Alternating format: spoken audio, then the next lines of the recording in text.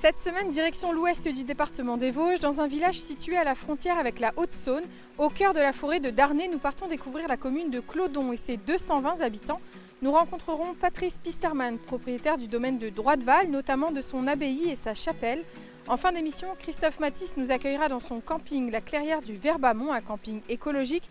Mais tout de suite, nous débutons cette émission avec vous, Alain Roussel, vous êtes le maire du village. Alors, ce n'est pas votre premier mandat, vous êtes en place depuis 1995. Après tant d'années, est-ce que vous êtes toujours aussi motivé, pas de lassitude avec cet enchaînement? Non, j'ai pas l'impression d'avoir une lassitude, même si effectivement, j'arrive après 25 ans de mandat, un quart de siècle quand même, sans doute en fin de parcours d'élu, et que l'objectif de ce mandat, c'est de transmettre le flambeau à des plus jeunes qui géreront la commune dans le futur. Qu'est-ce qui vous plaît tant ici à Clodon? D'abord, je suis du coin, je suis du village à côté. J'ai été instit de ce village pendant 15 ans, instit de classe unique. La mairie, c'est mon ancienne salle de classe. J'habite ici depuis 1977. J'ai noué beaucoup de liens avec les habitants. Je me sens attaché à ce lieu et je m'y plais beaucoup. Pourquoi vous avez décidé de nous emmener ici? Alors nous sommes sur un des hameaux, un des nombreux hameaux de la commune. Alors nous sommes effectivement dans le hameau de Senaine, un des 15 hameaux de la commune, pas le plus peuplé puisque vous n'avez qu'une maison. Symboliquement, cette maison, c'était une ancienne maison forestière qui est aujourd'hui devenue, grâce à l'action du conseil municipal aussi, un projet privé de gîte de groupe, 45 lits, où on peut faire de belles fêtes. Juste à côté, la commune s'est investie puisqu'elle a acheté le fond de cette vallée-là qui était en train de s'enfricher, de s'enrésiner à nouveau pour le laisser libre, qu'on ait une ouverture sur la vallée. Elle a mis à disposition d'une éleveuse de moutons pour l'euro symbolique annuel pour qu'elle nous entretienne et nous laisse ouvert cette vallée qui est la vallée de l'Ourcq et qui est pour moi extraordinaire. C'est un bon compromis entre l'éleveuse et la municipalité finalement. On voulait trouver des solutions, elle avait du mal à trouver des terrains et voilà, ça nous semblait être un bon compromis. Nous sommes aujourd'hui accueillants avec les gens qui cherchent à vivre chez nous et donc ça fait partie de l'accueil. Donc on peut dire qu'aujourd'hui finalement ça va chez vous à Clodon? Aujourd'hui ça va chez nous, vous pouvez venir sans souci, on vous accueillera. Et alors il y a des projets notamment aussi, on parlait donc de cet élevage de moutons, mais il y a aussi des projets autour de l'agriculture. Vous souhaitez donner un coup de pouce, on peut dire ça comme ça? Notre potentiel aujourd'hui, il est la nature. Il est autour de la nature, donc je vous donne un autre exemple. On est propriétaire de 7 hectares de prairies.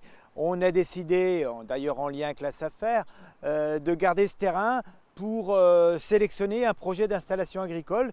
Et on a déjà plusieurs contacts, en particulier de quelqu'un qui veut se lancer dans l'élevage de chèvres, qui date de 2 semaines, parce qu'il n'y a pas longtemps qu'on a pris cette décision, qui est intéressé par notre projet. Une affaire à suivre alors. Merci Alain pour votre accueil ici à Clodon. Nous poursuivons notre découverte du village au domaine de Droitval. La famille Tinchamp-Pisterman possède le domaine de Droitval depuis 1906. Il abrite notamment une chapelle. Patrice Pisterman habite les lieux plusieurs mois dans l'année et chaque été, il accueille le public et des concerts sont proposés dans la chapelle. Nous avons recueilli son témoignage, mais il ne souhaite pas témoigner à visage découvert. Patrice, est-ce qu'on peut revenir peut-être sur l'histoire du domaine de Droitval? Expliquez-nous les grandes lignes de ce domaine. Droitval existe depuis 1220, date à laquelle des moines ont décidé de construire une abbaye cistercienne. Cette abbaye a été construite autour de la chapelle et elle était comme l'église de Relange avec un clocher au-dessus du transept. La Révolution est passée par là à brûler la chapelle. Le domaine est resté à l'abandon jusqu'à temps qu'un maître de forge reconstruise cette chapelle. C'était une taillanderie qui faisait des serpes, des faux et des outils agraires. Après, le clocher de l'église a été reconstruit. Il a été reconstruit d'une manière néogothique. À la fin de l'époque des maîtres de forge, le domaine de Droitval est complètement tombé à l'abandon et il a été transformé et racheté par mon grand-père en la première usine hydroélectrique des Vosges. Et la particularité de cette chapelle, justement, c'est son orgue. L'orgue est intéressant parce que c'est un orgue qui date des années 1970. Il a été construit par Erpfer, qui était à Boulay, près de Metz. Donc, comme je vous l'ai dit, c'était l'orgue du conservatoire. Et puis, le conservatoire ayant changé de place, l'orgue a donc été mis au rebut et j'ai pu le racheter en 1998. 2 années de construction, de remontage, de réparation. On a pu faire quelques concerts. On avait particulièrement une très belle chorale d'Anguien qui est venue pendant 10 ans ici pour faire des concerts très sympathiques avec pas mal de public. Et en 2015, j'ai modifié la transmission de cet orgue pour mettre des claviers numériques qui permettent de jouer l'orgue à tuyaux, comme c'était avant, et en ajoutant un clavier numérique. Est-ce qu'on peut venir découvrir cet orgue et ce domaine de Droite-Val ? La chapelle est ouverte au public lorsqu'il y a du monde, et c'est principalement concentré sur l'été. Maintenant, il n'est pas interdit aux organistes de venir jouer. Patrice, merci d'avoir répondu à nos questions. Nous continuons, notre émission au camping écologique de Christophe Matisse. Christophe Matisse a développé un camping qui lui correspond, du fait maison, de la convivialité et une démarche écologique. Avec une tente ou dans un hébergement insolite, il souhaite partager avec les campeurs des thématiques qui lui tiennent à cœur, l'éco-construction, le jardinage naturel, la cuisine et le voyage. Christophe, merci de nous accueillir dans votre camping. Alors un camping écologique, je le disais, qu'est-ce qu'on entend par camping écologique ? Un camping écologique pour moi c'est simplement la cohérence de laisser la possibilité des campeurs, des gens qui viennent soit en cabane, soit en tente, pour pouvoir se retrouver au cœur de la nature, en milieu de la forêt de Darney, 14 000 hectares de bois, de forêt, et une petite clairière que j'ai aménagée pour pouvoir les accueillir. En cohérence avec les valeurs de convivialité, de simplicité et d'écologie, qui ici n'est pas du greenwashing, mais quelque chose qui me paraît intéressant de développer. Qu'est-ce qui vous a donné envie de venir vous installer ici à Clodon, puisque vous n'êtes pas originaire d'ici? Donc au moment de créer ce camping, à quel moment vous êtes dit ce sera Clodon? La qualité de vie ici, dans cette partie des Vosges, les grands espaces, une magnifique forêt, voilà, qui gagne à être plus connue. C'est ce qui vous a fait venir ici ouais. pour installer votre camping. Alors, toilettes sèches, camping sans voiture, oui. Vous allez vraiment jusqu'au bout de la démarche que vous souhaitez partager. Tout à fait, on va jusqu'au bout. Je vous dis, on produit même nos graines pour les tables d'hôtes, en grande partie. Voilà, peu d'éclairage nocturne pour pouvoir voir les étoiles le soir. Voilà, c'est une cohérence globale. Et vous parliez de greenwashing, on n'est vraiment pas ici dans cet effet de mode, cette tendance. Voilà, c'est quelque chose qui vous tient à cœur depuis longtemps, j'imagine. Voilà, l'idée c'est de pouvoir retrouver, je vous dis, les valeurs de simplicité. Donc on ne va pas chercher dans un luxe, on va simplement, le luxe ici on l'a en se donnant la possibilité de venir et de se retrouver. Que ça soit seul, en couple, en famille ou entre amis. Alors dans le camping, il y a deux possibilités, vous le disiez tout à l'heure, soit on vient avec sa tente, ou alors vous avez des cabanes que vous avez construites vous-même. Ça c'est aussi une particularité très intéressante de ce camping.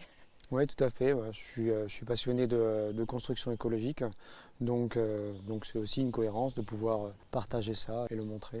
Quelle est la particularité de ces cabanes? Je pense qu'on va tous reconnaître, la référence, tout le monde l'aura. Si on commence par une cabane en paille, je pense que tout le monde aura la suite. Voilà, la suite coule de source, une autre en bois et une cabane en pierre également. Ouais. Et alors, pourquoi cette thématique des trois petits cochons pour ceux qui ne l'auraient pas encore trouvé? Parce que je pense que ça fait appel à l'imaginaire, à l'enfant qui est encore en nous et qui permet de pouvoir se reconnecter, comme vous disiez tout à l'heure. La quatrième cabane, c'est la cabane d'Hansel et Gretel. Là oui. aussi, on est encore dans l'univers du conte. On prolonge oui. le plaisir et l'enfance jusqu'au bout. Oui. Comment vous les avez construites, ces cabanes? Est-ce que c'est votre propre imagination? Est-ce qu'on cède des tutos? Comment ça s'est passé? Non, tout vient de l'imagination, un morceau de papier et après on avance en fonction de ce qu'on trouve. Voilà. Là, pareil, dans la construction des cabanes, il y a aussi une démarche écologique en utilisant les ressources locales. De réutiliser des choses quand cela est possible, bien sûr, et d'utiliser du bois du coin. C'est ça, tout à fait. Ouais. Une partie du bois vient même de la clairière, ou vraiment d'une ressource locale, de réutilisation ou en local. Alors vous partagez dans ce camping des moments aussi de convivialité, vous proposez aux personnes qui viennent dormir ici. J'imagine qu'on peut aussi échanger autour du jardin en permaculture, des soirées que vous proposez aussi de convivialité. Expliquez-nous un petit peu l'environnement, comment ça se passe? On peut échanger autour d'un feu de camp, il y a plusieurs feux de camp. Ici, on n'a pas de télé au camping. On a télé Cro-Magnon, Néandertal et Homo sapiens. Donc voilà, et donc ça permet aux gens d'échanger, de découvrir, voilà. Simplement ça, ou dans le jardin, l'échange se passe autour des graines. Il y a une grainothèque aussi ici de distribution. Simplement le plaisir de découvrir aussi la permaculture qui est aussi une technique qui est un peu en vogue en ce moment. Mais l'approche de la permaculture est plus globale, donc encore il y a aussi une cohérence écologique par rapport à la permaculture. C'est aussi travailler avec le réseau qui est autour de soi. L'idée aussi c'est d'être un camping inspirant, enfin je me dis camping inspirant, pour que les gens puissent retrouver du sens aussi parfois dans ce qu'ils font et dans leurs vacances aussi. 4 cabanes pour l'heure, d'autres projets en cours peut-être? Oui, il y a d'autres projets. Il y a le carrosse de Cendrillon qui va bientôt sortir de terre. Et il y a un projet tout à fait innovant de partage entre parents et enfants autour de la construction. Voilà, mais je ne vous en dis pas plus. On viendra le découvrir alors. Avec plaisir. Vous êtes ouvert toute l'année, comment ça se passe? Je débute la saison au début des fleurs et j'arrête à la fin des champignons. Voilà, si vous voulez venir découvrir le camping, vous avez les dates d'ouverture. Merci Christophe de nous avoir accueillis ici au camping à la Clairière du Berbamont. Notre émission est terminée pour aujourd'hui. Je vous donne rendez-vous la semaine prochaine. À très bientôt.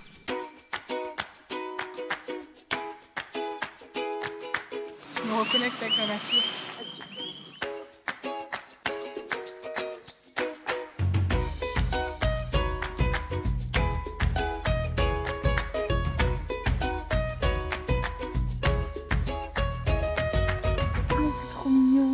Oh, il kiffe là, t'as vu?